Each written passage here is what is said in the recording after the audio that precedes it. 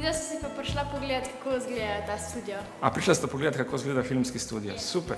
Zdaj, ena stvar, ki jo lahko že takoj pogledamo, je tukaj za nami so načrti studija, pa da vidite že v načrtih.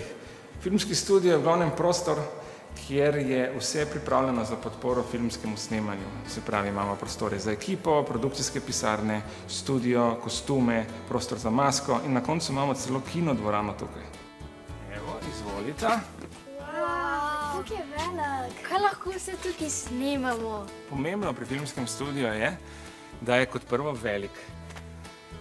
Da v bistvu ima takšna tla, v katera se lahko v bistvu tudi zabije kakšno steno, ker v bistvu kulise filmske so postavljene tako, da so trdne, da ko se zaprejo vrata, se zadeve ne migajo, da je res resnično. V takem studiu bi lahko snemali tudi prizor, ki se dogaja na Mount Everestu, naprimer. Zato, ker bi bili postavljeni samo osnovni gabariti, ozadje bi bilo modro ali pa zeleno, ki se potem računalniško zamenja, rečemo z gorami, in bi dodali še mi veter, pa umetni sneg. Skratka, v enem takem studiu se lahko ogromno snema.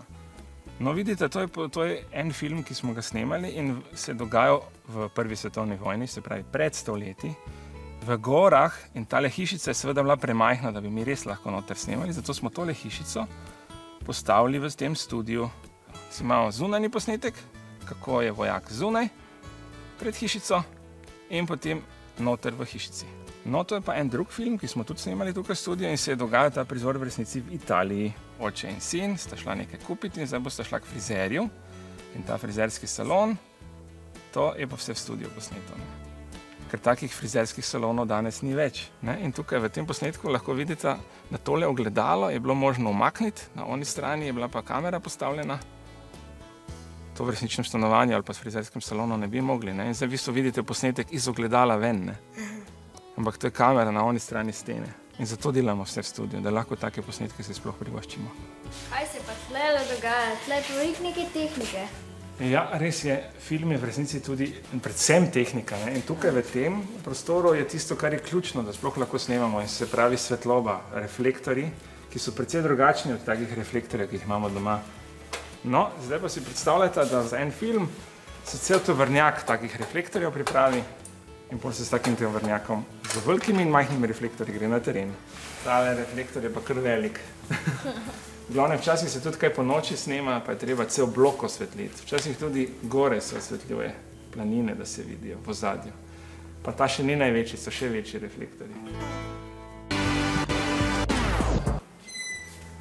To mi je pa že znano. Tukaj se siguran dela maska. Ja, prav imaš. Tukaj se dela maska. Zato vidite tukaj tudi ogledala, ki imajo posebne lučke, da se lahko obraz lepo vidi. Pa ena stvar, ki je zanimiva, tukaj si lahko tudi glavo perete. Poglejte tam. No, Jure, kar vsece. Kakšno frizuro pa bi imeli gospod igralec? Nekaj za postolovski film. No, super, lepo se sprostite. Kaj bi rekla, kaj se tukaj nahaja? Kostumi. Kostumi, tako je. Na eni strani imamo za moške, na eni strani za ženske. Vse je tako razdeljeno, da lahko čim prej najdemo. Samo srajce, samo obleke, samo krila, samo hlače, samo čevlji, samo pokrivala in pol najdemo znotraj tega tisto, kar iščemo. Jaz mislim, da je to od gasilcev nekaj. To je od gasilcev, ja? Jaz bi pa lahko vozil vesoljsko ladjo. O, ja. A si našla kaj? Ja. Kar probaj.